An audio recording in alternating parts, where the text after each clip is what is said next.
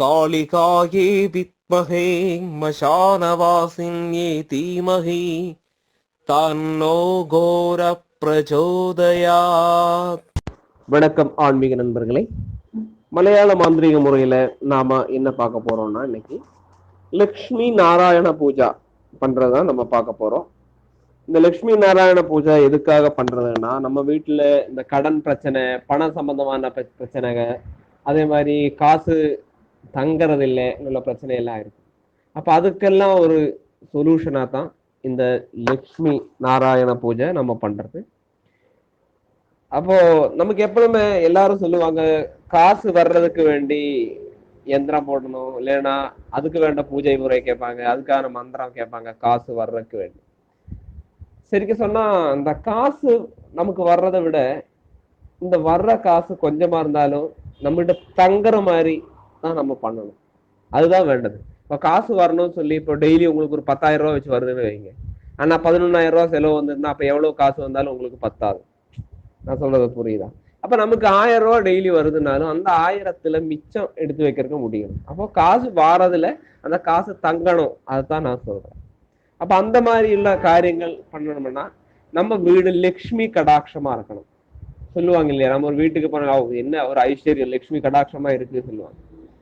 இங்க லட்சுமி கடாட்சம்னு சொல்றது வந்து எல்லாமே தனம், தானியம், சமிருதி, சம்பத்து, இது எல்லாமே லட்சுமியை தான் நம்ம குறிக்கிறது. அதான் லட்சுமி கடாட்சமா இருக்கிறதுன்னு நம்ம சொல்றது.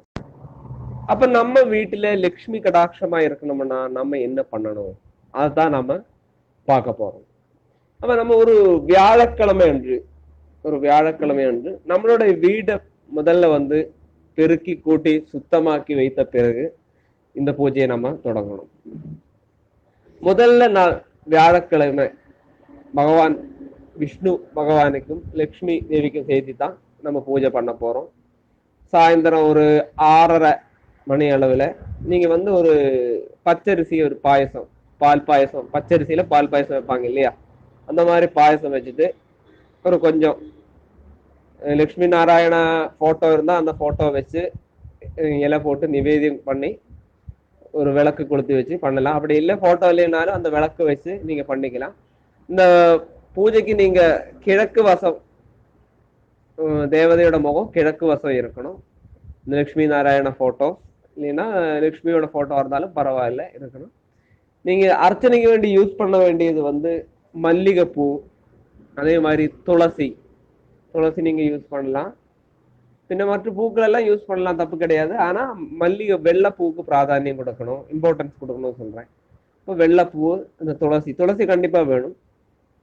அதை எடுத்து நம்ம சுத்தபத்தமா இருக்கணும், குளிச்சு சுத்தபத்தமா இருக்கணும் இந்த பூஜை பண்ணும்போது. அதே மாதிரி வீடு நல்லா சுத்தமா இருக்கணும். அந்த வீடு நம்ம பூஜை பண்ணும்போது வெளிச்சம் நம்ம வீட்டுக்குள்ள வரணும்.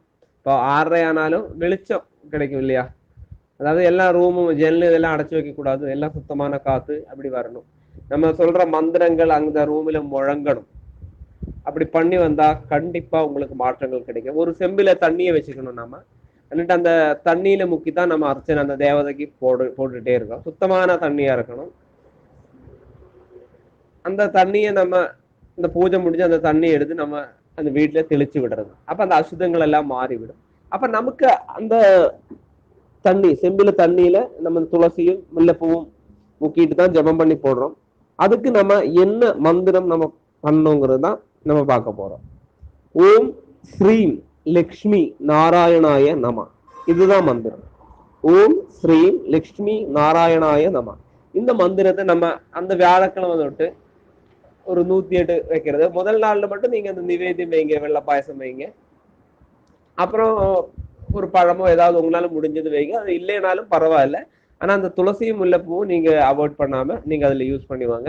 கண்டிப்பா உங்களுடைய கஷ்ட நஷ்டங்கள் மாறி, பணத்தோடைய பிரச்சனைகள் மாறி லட்சுமி கடாட்சமாக இருக்கும். இந்த லட்சுமி கடாட்சம் வந்தா பணம் மட்டும் இல்ல சொன்னேன், சமிருதி, சமாதானம், சம்பத்து, குழந்தைகளுக்கு நல்ல ஆரோக்கியம், அதாவது நோய் நொடிகள் இல்லாம, இதெல்லாமே லட்சுமி கடாட்சமானா கிடைக்கும்.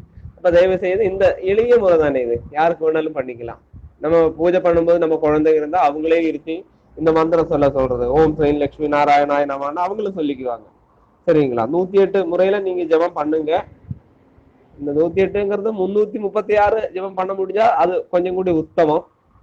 108 பண்ணுங்க. உங்களுக்கு முடிஞ்சால் 336 பண்ணுங்க. 336 பண்ணுங்க கொஞ்சம் கூடி நல்லதுதான். ஏன்னா நம்ம சும்மா சொல்லி உங்களோட சமயம் களையக்கூடாது. அதுக்காக தான் நான் சொல்றேன். அப்ப இந்த வீடியோ பிடிச்சிருந்தால் லைக் பண்ணுங்க, ஷேர் பண்ணுங்க. அடுத்த வீடியோ பதிப்புல நம்ம பார்ப்போம் நண்பர்களே. ரொம்ப நன்றி.